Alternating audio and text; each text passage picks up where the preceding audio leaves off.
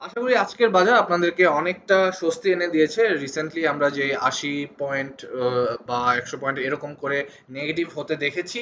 পুঁজিবাজারের মধ্যে একটা বড় কারেকশন দেখেছি। অনেকে এটাকে কারেকশন না বলে একটা বড় পতন হিসেবে দেখা যাচ্ছে। সেটা বললেও খারাপ হয় না। But overall end of the line এটা যে আমরা আমাদের সাপোর্ট ধরে রেখেছি। অ্যান্ড আজকের ভিডিওতে আমরা স্পেশালি যেসব টপিকে ডিসকাস করব সেগুলা এটার বেসিসে যে কিসব ক্রাইটেরিয়ার ভিত্তিতে পুঁজিবাজার সামনে হয়তোবা বড় উত্থানের একটা সম্ভাবনা দেখাচ্ছে, অ্যান্ড ওইসব ক্রাইটেরিয়া যদি ফুলফিল না হয় কি কি হতে পারে, কি কি সিচুয়েশনের কারণে পুঁজিবাজার একটু নেগেটিভের দিকে যেতে পারে বলে ধারণা করা যায়।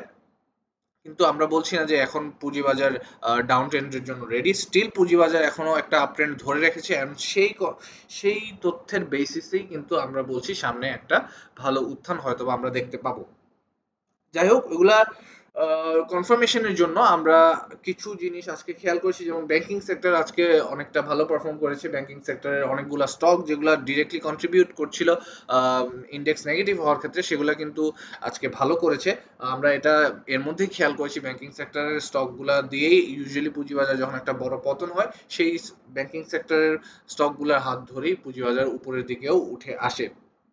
তার পাশাপাশি যেসব স্টকগুলো রিসেন্টলি নেগেটিভলি ইম্প্যাক্ট রাখছিল, নেগেটিভ একটা ইন্ডেক্স তৈরি করাতে একটা ভালো কন্ট্রিবিউশন দেখা যাচ্ছে, সেগুলো কিন্তু আজকে অনেক বেড়েছে। ওভারঅল পুঁজি বাজারের মধ্যে একটা সাইডওয়েজ মুভমেন্ট দেখা যাচ্ছে ক্যান্ডেলস্টিক প্যাটার্নের মধ্যেও।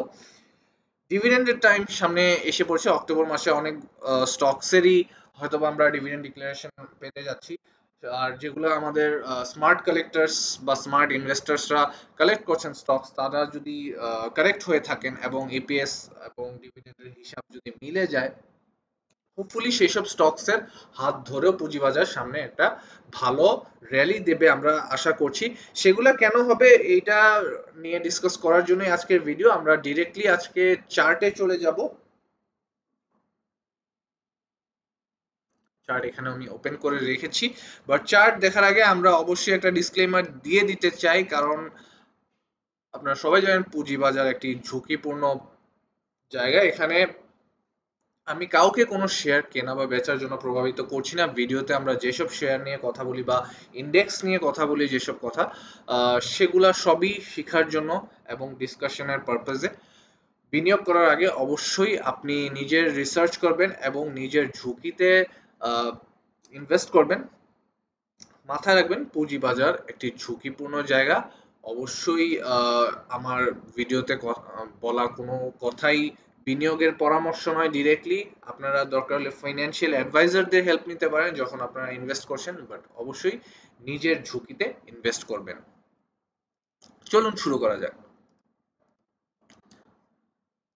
আমরা এটা নিয়ে প্রিভিয়াসলিও ডিসকাস করেছি যে ওভারঅল যদি মার্কেট ভিউ আমরা এখান থেকে দেখি, প্রিভিয়াসলি এখানে আমরা একটা রিজেকশন জোন দেখেছি।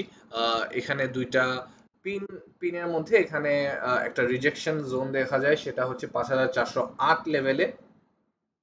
এবং এই লেভেলটা যখন আমাদের ইন্ডেক্স ক্রস করছিল, সেখানেও আমরা এরকম দুটি পিন দেখতে পাচ্ছি। এখানে যখন বাধাপ্রাপ্ত হয় তখন কিন্তু তিনটা লাল ক্যান্ডেল দিয়ে কারেকশন করে, দেখুন একটা ভালো প্যাটার্ন আজকে আমরা খেয়াল করতে যাচ্ছি, যেটা হচ্ছে যখনই আমরা আহ, একটা ভালো রেজিস্ট্যান্সের কাছাকাছি আসছি, তখনই যখন একটা কারেকশন দেখছি, কারেকশন হওয়ার সাথে সাথে কিন্তু আমরা ভলিউমের মধ্যে একটা ফল দেখতে পাচ্ছি। আবার যখন এই কারেকশনটা শেষ করে ইন্ডেক্স উপর দিকে উঠা শুরু করে, এখানে এই এই রেডের পাশেই যখন ইন্ডেক্সটা আবার উপরের দিকে উঠে, ইন্ডেক্স উঠার জন্য যে গ্রিন ক্যান্ডেলটাতে এর কাছাকাছি ভলিউম কিন্তু একটু বেশি, এরপরে গ্র্যাজুয়াল ইনক্রিজ ইন ভলিউম এখানে গিয়ে আবারও বাধাপ্রাপ্ত হয়ে সেখানে যখন আবার কারেকশনে চলে যায়, তখন কিন্তু দেখুন আবার একটা গ্র্যাজুয়াল ডিক্রিজ ইন ভলিউম সেটা খেয়াল করা গেছে এখানে। যখন একটা ভালো রিজেকশন আমরা দেখেছি রেড জোনে, তখন কিন্তু ভলিউম এখানে আবারও ইনক্রিজ করা স্টার্ট করি। এখানে যখন বাধাপ্রাপ্ত হয়েছে আবারও red candles, decrease in volume. আবার যখন যতবার আমরা ভলিউমে আমরা ইনক্রিজ দেখেছি, ততবারই কিন্তু একটা গ্র্যাজুয়াল টার্নওভার এবং ভলিউমের মধ্যে ইনক্রিজ দেখা গেছে। এবং আবারও এখানে যখন আমরা বাধাপ্রাপ্ত হই, এখানে কিন্তু এই প্রত্যেক দিনই প্রায় আমরা দেখতে পাচ্ছিলাম যে ভলিউম বৃদ্ধি পেয়ে যাচ্ছিল 1400 সাড়ে 1400 কোটি টাকা করে আমরা এখানে টার্নওভার হতে দেখেছি। এরপর ভালো জিনিস যেটা, যখন আবারও কারেকশনে চলে যায়, কারেকশনে চলে যাওয়ার সময় কিন্তু যেই যে তিনটি আমরা ক্যান্ডেল দেখতে পাচ্ছি রেড, এগুলাতে কিন্তু একটা গ্র্যাজুয়াল ডিক্রিজ ইন ভলিউম হয়েছে। সো এই জিনিসটা কেন হচ্ছে সেটা যদি আমরা একটু ওভারঅল ভিউ থেকে বলতে চাই, সেটা হচ্ছে হয়তোবা এখানে যখন প্রাইস বাড়ছে, অনেক মানুষ কালেক্ট করছে প্রাইস বাড়ার পাশাপাশি, তখন কিন্তু একটা পয়েন্টে গিয়ে যখন মানুষ ভাবছে যে এটা একটা রেজিস্ট্যান্স জোন, এখানে আমরা একটু সেল করি, প্রফিট বুকিং করি, তখন কিন্তু কিছুটা প্রফিট বুকিং এবং সেল প্রেশারের কারণে রেড ক্যান্ডেলস গুলো ক্রিয়েট হচ্ছে। বাট যেহেতু মানুষ এখনো আশাবাদী যে সামনে অ্যাটলিস্ট স্মার্ট ইনভেস্টর যারা আশাবাদী পুঁজিবাজারের ভালো হওয়া ইন্ডেক্স নিয়ে, তারা কিন্তু তাদের স্টকস গুলা ধরে রাখছেন, যার কারণে সেল প্রেশার কমে যাচ্ছে। সেল প্রেশার কমে যাচ্ছে এবং তার পাশাপাশি ভলিউম কমে যাচ্ছে। ভলিউম কমে যাওয়ার কারণে আমরা এখনো যে পুঁজিবাজারের মধ্যে একটা আপট্রেন্ড বিদ্যমান আছে সেটার ইন্ডিকেশন পাচ্ছি। এখন যদি এটা আপট্রেন্ড না হয় ডাউন ট্রেন্ড হতো, তখন কি হতো, এখানে যদিও একটা ভালো ভলিউম আমরা দেখতে পাচ্ছি এই এই পয়েন্ট গুলাতে, যে পর্যায়ে গ্রিন ক্যান্ডেলস ছিল, পরের দিন যখন রেড ক্যান্ডেলস দিচ্ছে বা ইন্ডেক্স ফল করছে, তখন কিন্তু এই ভলিউমের কন্টিনিউশন থাকতো এবং আরো ভলিউম হয়তো বা আরো বেশি হয়ে নিচে পড়ে যেত এবং অনেক বেশি পড়তো, 80-100 পয়েন্টের বেশি বেশি করেই পড়তো। তখন এটাকে একটা ডাউন ট্রেন্ড হওয়ার সিমটম হিসেবে আমরা দেখতে পারতাম। যেহেতু ভলিউম কমে যাচ্ছে যখনই কারেকশন হচ্ছে, তার মানে হচ্ছে টাকা এখনো মার্কেটে ধরে রেখেছে এবং মানুষ এখনো একটা বড় মুভমেন্টে যাওয়ার জন্য রেডি হচ্ছে। অ্যাটলিস্ট এভাবে যদি আমরা চিন্তা করি, এখানে একটা পয়েন্ট তৈরি করেছে, এখানে কারেকশন দিয়ে এদিকে আরেকটা পয়েন্ট তৈরি করছে, এখানে কারেকশন দিয়ে এখানে আরেকটা পয়েন্ট তৈরি করছে। তো আমরা মোটামুটি ফিউচারে হয়তোবা আরো একটা পয়েন্ট সামনে ক্রিয়েট করে, যদিও এটার পরে আরেকটা কারেকশন যায়, এখান থেকে একটা বড় মুভমেন্টের আশা করতে পারছি। 5832 লেভেলে আমরা একটা ভালো রেজিস্ট্যান্স জোন দেখতে পাচ্ছি। হোপফুলি এবার যেই রিজেকশন জোনটা 5630 লেভেলে, এটার সাথে যদি আমরা কোনো একটা এরিয়ার কম্পেয়ার করতে যাই, আমরা এই জায়গাটাকে দেখতে পারি।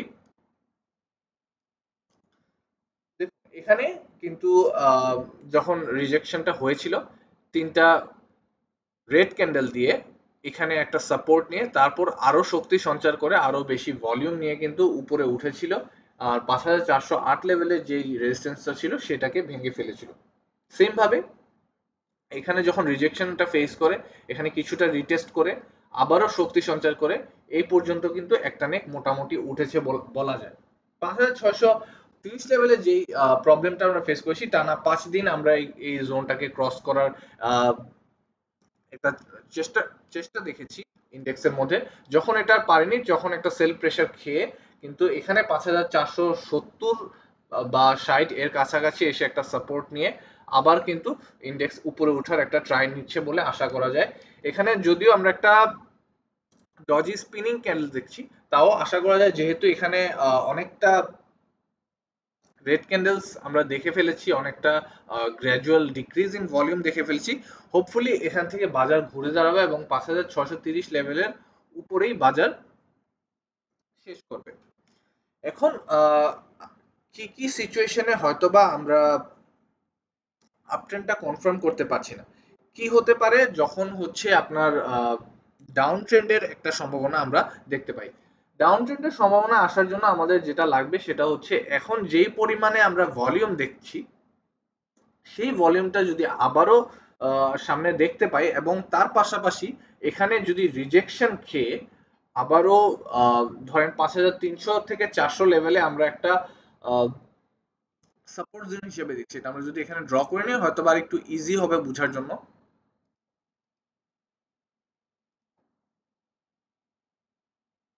এই যে 5400 থেকে 5300, এই লেভেলটাকে আমরা একটা সাপোর্ট জোন হিসেবে আপাতত দেখছি, অ্যাটলিস্ট এই কিছু দিনের জন্য।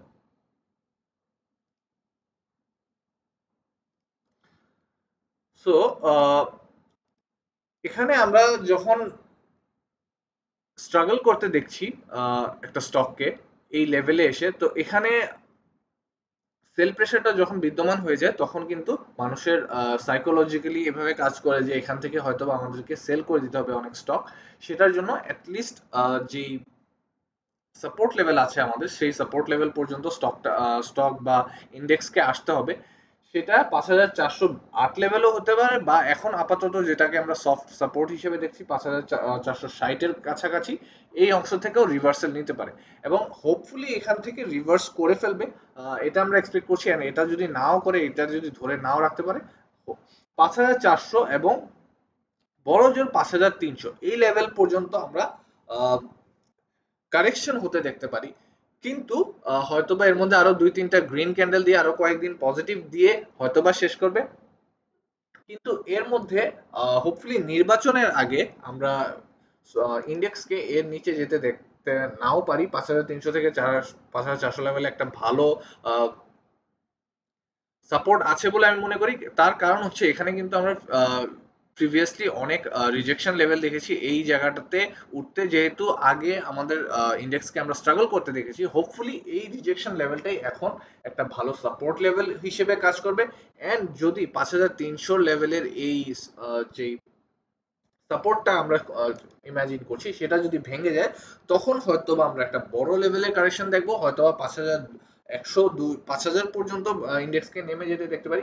কিন্তু এরকম আশা আমরা এই মুহূর্তে করছি না, কারণ ওভারঅল যদি আমরা র্যালির কথা চিন্তা করি, এখান থেকে যেভাবে গ্র্যাজুয়াল ইনক্রিজ ইন ভলিউম হয়েছে এবং যতবার আমরা ইন্ডেক্সের মধ্যে পজিটিভ মোমেন্টাম দেখেছি ততবার কিন্তু আমরা ভলিউমে বৃদ্ধি দেখেছি। and যতবার আমরা কারেকশন দেখেছি এই অ্যালং দ্য ওয়ে এখান থেকে এইটুক আসার মধ্যে, তখনই কিন্তু নেগেটিভ ক্যান্ডেলের পাশাপাশি ভলিউমও ফল করতে দেখেছি। তার মানে হচ্ছে বাজারের স্টক মানুষ এখনই নিজের হাতে থাকা স্টকগুলো এখনই বাজারে ছেড়ে দিতে চাচ্ছে না। ফলে সেল প্রেশারটা ওইভাবে ইফেক্ট ফেলতে পারছে না বাজারের উপর, বাজারে ইন্ডেক্স কমানোর ক্ষেত্রে। তো হোপফুলি এখানে যেভাবে বাধাগ্রস্ত হয়েছে রেজিস্ট্যান্স লেভেলে, সেভাবে বাধাগ্রস্তটা কিন্তু হয়েছে কারেকশন হওয়ার পরে এইখানে একটা যে সাপোর্ট, সফট সাপোর্ট আমরা ইমাজিন করছি সেখানেও। হোপফুলি এই সাপোর্টের হাত ধরেই এখানে যে পরিমাণ কালেকশন হচ্ছে, যে কালেকশনের ইঙ্গিত আমরা রিসেন্টলি পেয়েছি, স্মার্ট ইনভেস্টররা হয়তোবা এর মধ্যে অনেকটা কালেকশন করেও ফেলছেন। এখানে একটা সাইডওয়েজ মুভমেন্টের আমরা ইন্ডিকেশনও পাচ্ছি। যদি এই জায়গাটার মধ্যে আরো কিছুদিন সাইডওয়েজ মুভমেন্ট হয় সেটাও অবাক হওয়ার মতো কিছু হবে না। বাট হোপফুলি এখানে যে সাইডওয়েজ মুভমেন্ট আমরা দেখব সেটা বাজারের এই 5630 লেভেলের যে একটা স্ট্রং রেজিস্ট্যান্স আমরা ফেস করছি সেটাকে ভেঙে দেওয়াটা আরো ইজি হয়ে যাবে সামনে। আজকের আমরা যেই বাজার দেখেছি সেটাতে কিন্তু আমরা মোটামুটি সেল প্রেশারকে অনেকটা কমে আসতে দেখেছি। এখন এই রিজেকশন লেভেল ক্রস করতে হলে যে আমাদের গ্র্যাজুয়াল ইনক্রিজ ইন ভলিউম দরকার, সেটার পাশাপাশি আমাদেরকে কিন্তু মোটামুটি 1000 কোটি টাকার উপরে টার্নওভার দরকার, সেটাও বলা যায়। বা 1000 থেকে 1500 কোটি টাকার মতো আমরা টার্নওভার যদি এই লেভেলে আমরা যেটা দেখেছিলাম সেটা যদি আবারও ব্যাক আসে, 5630 লেভেলের রিজেকশন লেভেলটা, এই যে রেজিস্ট্যান্সটা নিয়ে আমরা এত চিন্তিত, যেখানে আমরা টানা মোটামুটি 6 দিনের মতো রিজেক্ট, 6 দিন 7 দিনের মতো রিজেক্ট হতে দেখেছি, সেই রিজেকশন লেভেলটা কিন্তু খুব একটা কাজে দিবে না অ্যাজ লং এস এখান থেকে একটা গ্র্যাজুয়াল ইনক্রিজ ইন ভলিউম এবং টার্নওভার আমরা দেখতে পাই। আর আমরা যেটাকে ব্রেকডাউন পয়েন্ট বলছি 5300 5400 এই লেভেলের যে সাপোর্টটা আছে, এই সাপোর্টটা যদি আমরা ভেঙে যেতে দেখি এবং এখানে ভেঙে যাওয়ার পাশাপাশি আমরা যদি এখানে 1000 কোটি টাকার মতো যে ভলিউমটা দেখেছি সেই ভলিউমের যদি কন্টিনিউশন দেখি, হোপফুলি তখন আমরা চিন্তা করতে পারি একটা ডাউন ট্রেন্ডে যাওয়া বাজার নিয়ে। বাট ওভারঅল মার্কেট যেভাবে ইন্ডিকেশনস দিচ্ছে, যেরকম ভলিউম হচ্ছে, যেরকম টেকনিক্যাল অ্যানালাইসিস বলছে, সেই হিসাবে কিন্তু মার্কেট কোনোভাবেই এখন আমরা আপ ট্রেন্ড থেকে ডাউন ট্রেন্ডে যাওয়ার মোড় নিচ্ছে এরকম বলতে পারি না। জাস্ট বিকজ আমাদের এখানে একটা বড় বড় কাপল অফ রেড ক্যান্ডেলস আমরা দেখে ফেলেছি, এখানে আমরা গ্রিন ক্যান্ডেলসও দেখেছি। আমরা এখনো এটা আপনাদেরকে কনফার্ম করছি না যে ইন্ডেক্স রিভার্সাল হচ্ছে কিনা, ডাউন ট্রেন্ড হচ্ছে না সেটা কনফার্ম করছি। বাট এখনো এখান থেকে যে এদিকে রওনা দিয়েছে সেটা আমরা কনফার্ম হবো হয়তো বা এই সপ্তাহের পরে। হোপফুলি নেক্সট সপ্তাহের মধ্যে আমরা 1000 কোটি টাকার উপরে যদি টার্নওভার দেখি, ভলিউম যদি আবারও 40 কোটির উপরে দেখা শুরু করি, এই 5630 লেভেলের রেজিস্ট্যান্সটা কোনো প্রবলেমই হওয়া উচিত না। এরও নিচে যদি আমরা কখনো এই লেভেলটারও নিচে যদি আমরা কখনো যেতে দেখি, সেটাও টেনশন নেওয়ার মতো কোনো একটা বিষয় না, কারণ আমরা এখানে বলে রেখেছি 5300 এই লেভেলটা অ্যাটলিস্ট এই লেভেলটায় এই লেভেলটার উপরে একটা ভালো সাপোর্ট আছে। আমি মনে করি না এই পর্যন্ত হয়তো বা স্টকের ইন্ডেক্স আমরা আসতে দেখতে পারি, বাট হোপফুলি বড় জোর 5411 এই লেভেলটা পর্যন্ত আসতে পারে। এন্ড এখান থেকে রিভার্সাল হলে যখন এখানে একটা সাইডওয়েজ মুভমেন্ট আমরা দেখবো, ভলিউমের কনসিস্টেন্সি দেখবো, 5630 খুব ইজিলি পার করে ফেলবো। যাই হোক, আজকে আমরা অনেকবার অনেক রিপিটিটিভ ভাবে আমরা আলোচনা করেছি যে কিভাবে ইন্ডেক্সের বর্তমান সিচুয়েশন ইন্ডিকেট করছে ভালো জিনিসের প্রতি। হোপফুলি আমরা বিভিন্ন বিভিন্ন স্টকসের সেক্টর, যেমন banking sector, pharmaceuticals, engineering, insurance, এগুলোর মধ্যে সামনে হয়তো বা ভালো মুভমেন্টও দেখতে পারি। সেগুলোর পাশাপাশি এইসব সেক্টরের হাত ধরেই হয়তো বা ইন্ডেক্সের মধ্যে আমরা আরো বড় উত্থান দেখতে যাচ্ছি সামনে। ভালো জিনিসের আশা রেখে আজকের মতো ভিডিও শেষ করছি। ভিডিও যদি আপনাদের কাছে হেল্পফুল মনে হয় থাকে, ইন্ডেক্সের অ্যানালাইসিস যদি আপনাদের কাছে ভালো লেগে থাকে, অবশ্যই একটা লাইক দিয়ে দিবেন, সাবস্ক্রাইব করে রাখবেন যদি সাবস্ক্রাইব না করা থাকে চ্যানেলে। আর হোপফুলি কালকে আমরা একটা নতুন ভিডিও নিয়ে ব্যাক করব। ঢাকা ইন্স্যুরেন্স একটি ভালো জেনারেল ইন্স্যুরেন্স সেক্টরের মধ্যে স্টক, সেটা নিয়ে একটা ইন্ডিভিজুয়াল ভিডিও থাকবে, সেই ভিডিওটি দেখার একটা ইনভাইটেশন থাকলো। আজকের জন্য এখানেই। Good night.